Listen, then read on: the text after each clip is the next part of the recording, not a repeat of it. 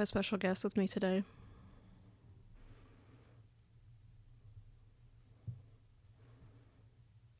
This is my son, Manly.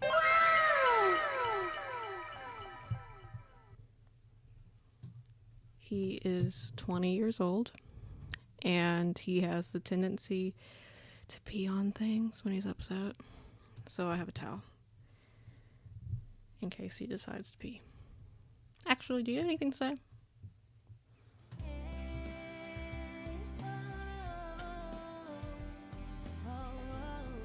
No. I got him a long time ago. I had him and his sister Beth and Manly, as I mentioned in the last episode. And it actually popped up in my memories not too long ago that Beth died. I was watching Descendants back in 2015, I think, when it came out.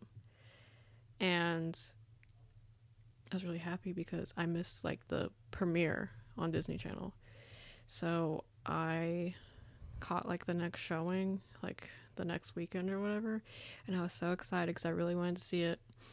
So I remember my mom came in because I was at her apartment and the turtles were at my dad's house, and she came in looking kind of sad, and I was like, oh my goodness, Descendants is on, I'm so happy. And she goes, your turtle died.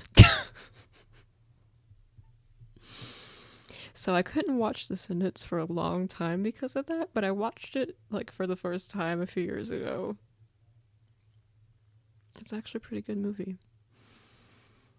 But yeah, this is him. He's just, I guess, your average 20-year-old male, except he is not like other guys. He is better than them, and he will always be better than any average male.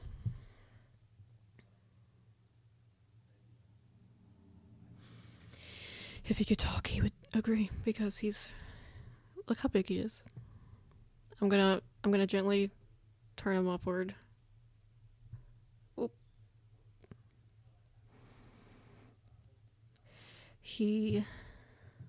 Yeah. So I'm gonna sit you here so we can do the show together, if you don't mind. I do have like a little travel cage for him, like at my feet. So if he starts to like jump and move around, I'll have to put him in there because I don't want him to fall off the table. I would actually cry. But I bought something the other day. And just so you know, I'm almost 26 years old.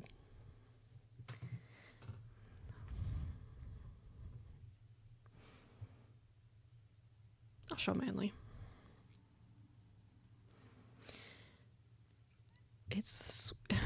I bought that and Guinea Pig Classic book set that has, the front is a guinea pig and then the back is the guinea pig's butt. And it has Pride and Prejudice, Oliver Twist, and Romeo and Juliet. I won't actually show you them. It has Oliver Twist. It has Pride and Prejudice. And it has a guinea pig, Romeo and Juliet. And in each one, I think it's in the back of it. I mean, oh my goodness. Look at that. Look at that. Look. A beautiful, beautiful picture. It might be in the front. It has like a character list where it shows you. Oh my god. Can I adjust so you can see? It has the cast list of the guinea pigs. It's based in England, and what they do is they apparently they foster guinea pigs so they don't get like abused or like neglected, and they use them as their models for their books. And oh my goodness, we gotta look at baby Jesus in a guinea pig nativity. Here, I'll show you too, mainly. Baby Jesus in this one is not actually a guinea pig. It is a crafted one. Like, the only reason I found out about these books was because at work, because I work at a public library, we were looking up classics, and for some reason Pride and Prejudice came up, and I was like, oh, well, let me look on Amazon and see if they have like the fancy covers. And the first thing that popped up was a guinea pig Pride and Prejudice. Look at Mr. Darcy on the back. No, baby. Nope. I love it. I honestly love the concept of having my own money. I love buying stupid things. Like the other day, this was like 2 weeks ago, I saw that you could become an ordained minister to marry people legally for $50. So I bought it, and now I can legally marry people. So if I see 2 people in the room, y'all married. I married you. No, we gotta stay right here. But I don't know what this episode's about. This episode's actually about... Oh, your glow's stuck. Oh, got it. This episode's actually about introduction to my son, who's trying to run away. I mean, I would let him wander on the table, but he's so fast that he would literally run and just jump off the table, and I don't even want to think about it. I don't know why. It, like, my tear ducts, that little, like, ooh, the little spice when you're about to cry. But his shell's a little nasty. They molt. He does, at least. In, like, between seasons when it's changing, especially from winter to spring. My goodness, he clogs up his filter. But right now he's kind of molting on the back of his shell. I haven't gone through and cleaned him yet. What I do, I don't use soap because I'm scared. I mean, I know they use it on oil spill ducks, but he's not an oil spill duck. He's a privileged turtle. I don't think it works the same. Dawn dish soap. But for him, what I do is I get water in a soft bristle toothbrush, and I will lightly brush it, and then it literally peels off. Like it just peels. So he gets really mad at me when I do that, though. It says it doesn't hurt, but I think he just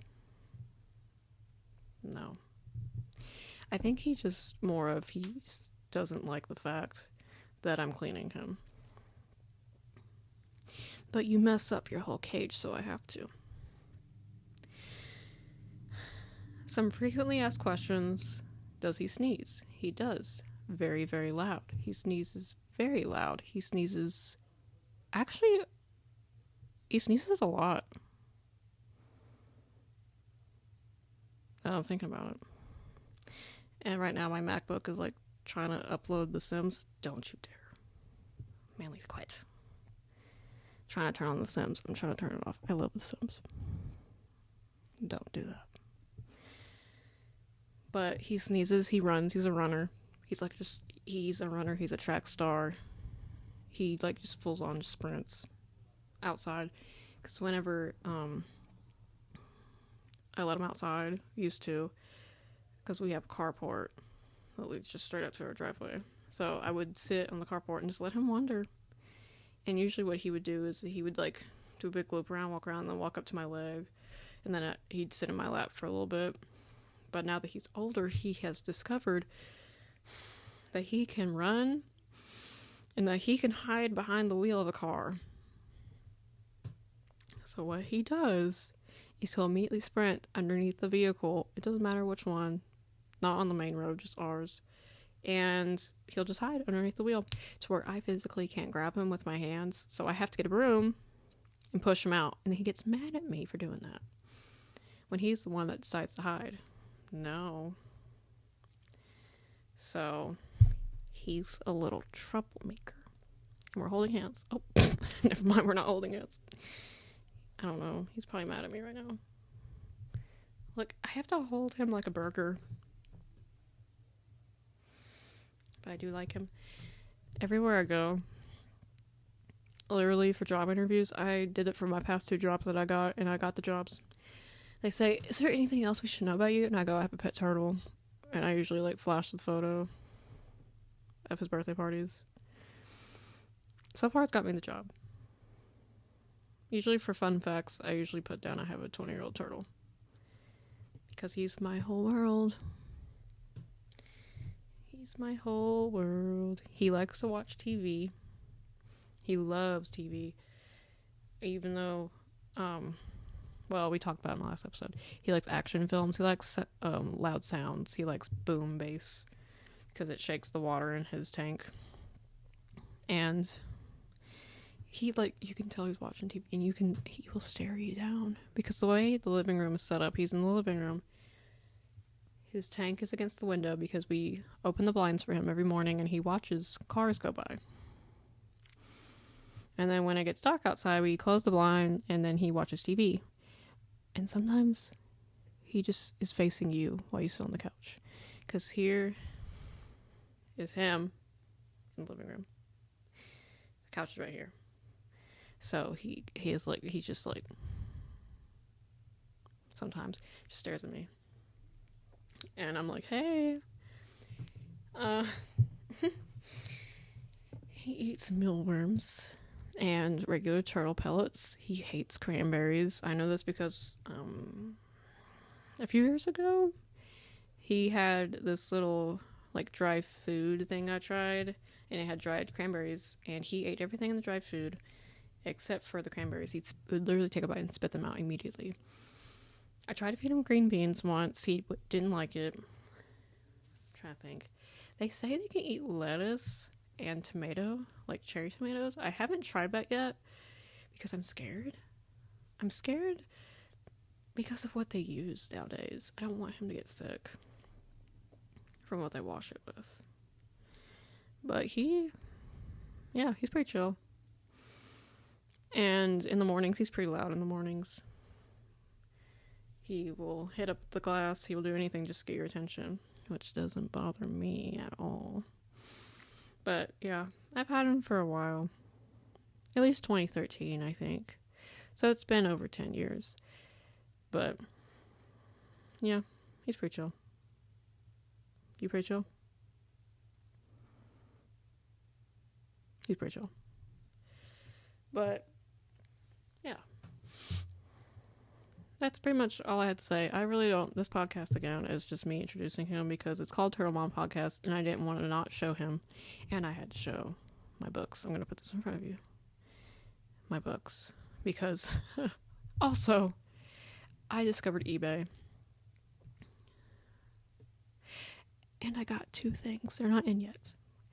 One is a vintage 1980s Snoopy sweater cardi. Don't. It's a cardigan.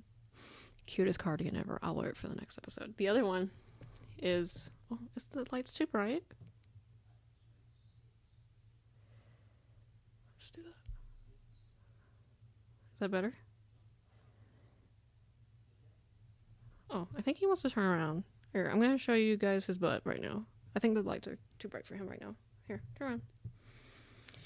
And then the other one I bought from eBay is a Garfield 1980s shirt.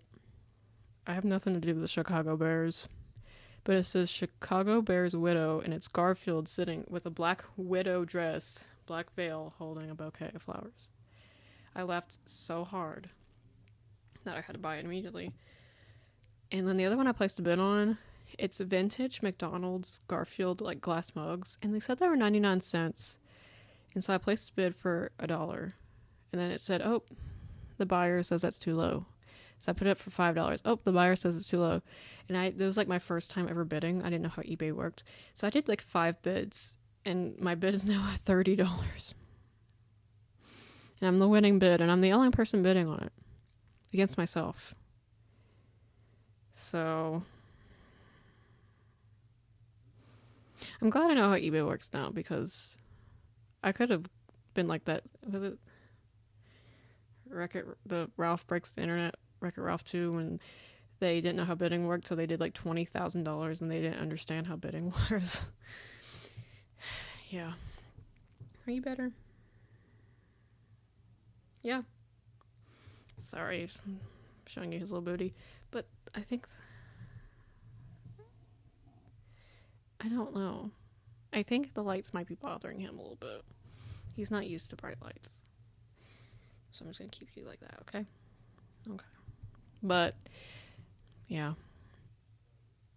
I really don't know what to talk about now. I will say, though,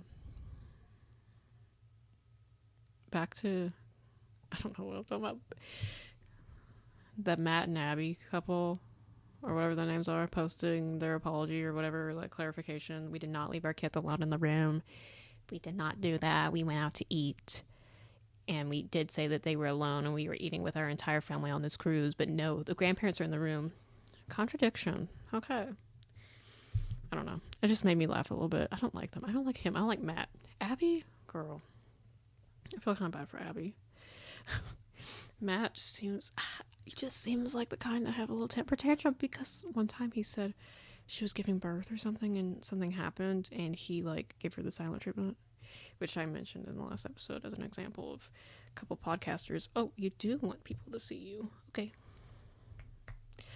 And he talked about how he gave her the silent treatment. And then the one episode where she was crying about like childbirth and how he didn't understand. He's like, well, help me understand. I don't get it. Like, no, you don't. Shut up. Go sit in the corner. I think they have 2 sons. I really don't know. I don't know that much about them because I refuse to give them views. But, some people also posting about like how to be after he's cheated on you. How to rekindle your relationship after he's cheated. Okay. Kudos to you for choosing to still be with him, I guess. But girl, if you're a Christian, the Bible does allow you to divorce someone if they cheated on you. I say take that out. Take the out. Divorce his sorry booty.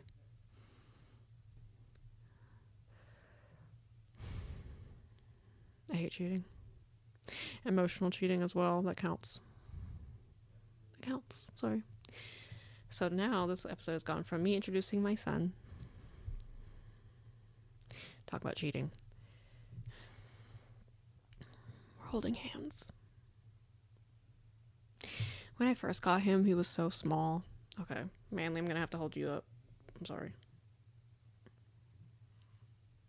This is how big he is. My hand compared to his back. Sorry, he doesn't like being held like that. He was so tiny when I first got him and Beth. And then Beth got sick. She got the rubber bone disease. Rubber bone disease exists in animals that live in tanks because turtles grow to their environment, and they're also very territorial when they're out in the wild. They will always try to go back home. If you move them like far away from where they were born, they will try their hardest to get back to where they were born, which is why a lot of turtles are crossing the road these days. But considering they grow to their environment or where they live, sometimes they grow too fast and they don't adjust to where they are. And we had like a 5-gallon tank when they were little, so Beth was bigger than him at the time and didn't adjust very well, so her legs like couldn't bend anymore. So we had to always move her to the basking rock. Always had to move her to feed her. Had to give her shots in her butt. And Manly was such a butthole to her. He would literally use her as a basking rock and sit right on top of her to bask. And, not to mention, he'd eat all her food. So, mean. But I will say, I didn't see them die because I was watching Descendants.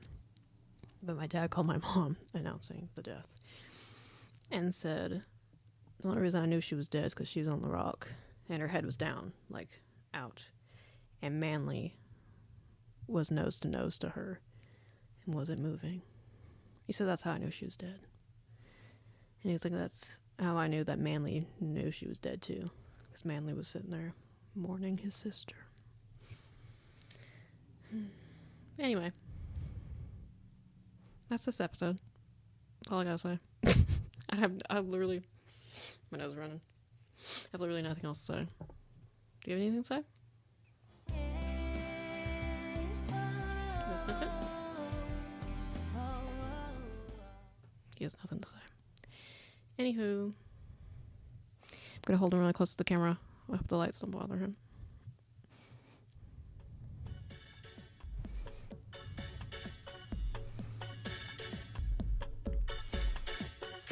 Have a good day. And if I don't see you, have a good afternoon and good night. Mwah.